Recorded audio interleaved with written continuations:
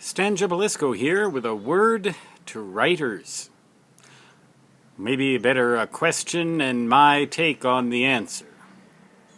When should you burn a manuscript that you've written? Burn all copies, destroy everything, so that no copy will ever remain to haunt you in this life, or the life after that, or the life after that. When should you burn a manuscript? Well, I guess a lot of authors just don't do it. They keep everything around because you never know when something might prove valuable as fodder for a future piece of work. This is particularly true for me in nonfiction.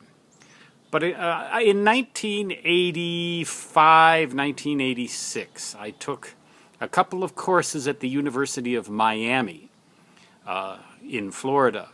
And although one might argue that Miami isn't really part of Florida, it's more like part of Latin America.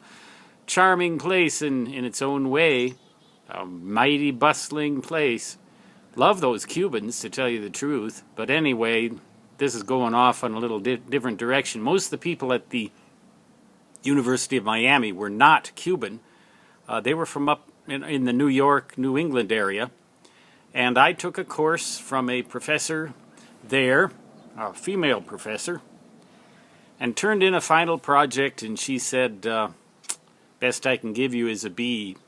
But you're early with it, so if you want to try again, try again. So I did. One night, in about an hour and a quarter, sitting on the floor, drunk, with a typewriter on a stool, I pounded out a 14-page double-spaced manuscript of a story. Had to do with things that I will not disclose here, but it was one of my dear relatives, all of my dear relatives back home where I grew up, and I wrote this story about back home where I grew up. The thing is, though, it wasn't a true story. It was fiction. It was made up. It was something that came out of the dark recesses of my imagination in a very, very difficult period during my life. I sat there, and this was an old typewriter, you know, one of those old kinds where you have to put the ribbon in there and you have to feed the paper in there, and I just pounded that thing out. In the morning when I was sober, I proofread it. I made about 2 corrections of minor typos and just turned it in. A few days later, the professor calls me up. Late at night, I guess it was, and she was just purring like a cat. She said she loved it. She loved it. And she was going to recommend me for the course from Isaac Bashevis Singer in the next semester. So I got into that course when it was already full on the basis of that story. Well, when I read that story in retrospect, yeah, it was a pretty good story. But I burned all of the copies of it. None exist. They will not haunt me in this life or the life after or the life after or any life that may come down the pike. And they will not haunt anyone else either. Because it would have been offensive to some members of my immediate family. So I just didn't do it. It was entirely fictitious. But it was something that I did because my mother actually requested that I do it, and I did. Once in a while, something that you do has the potential to damage other people, something that you may write.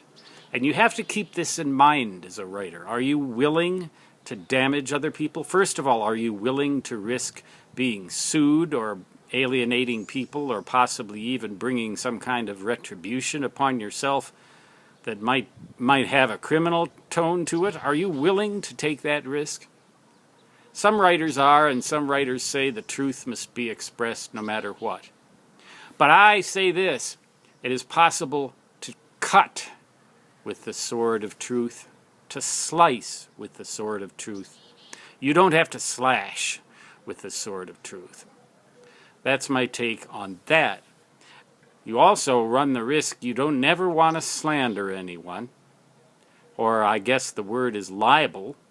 You want to be very careful about that. You never want to do it. I've had some reviews on Amazon.com written about me that border on that. Doesn't feel too good. None of it actually rose to that level, though, according to the people at Amazon. But still, do you want to do that? Do you want to be a jerk? You know, you don't have to be a jerk to be a good writer. You don't have to be a drunk either, by the way. Thanks to the Lord God, I was saved from that scourge, or it would have killed me for certain long before now. You can always write something sober better than you can do it drunk, or stoned, or doped up, or any other method of drug abuse. Stay away from that, too. Be straight, be good, be kind when you can, and if you have to be tough in a fair and equitable way, and cut and slice and parse with the sword of truth. Don't slash with it. Stan Gibilisco signing off. Until next time, so long.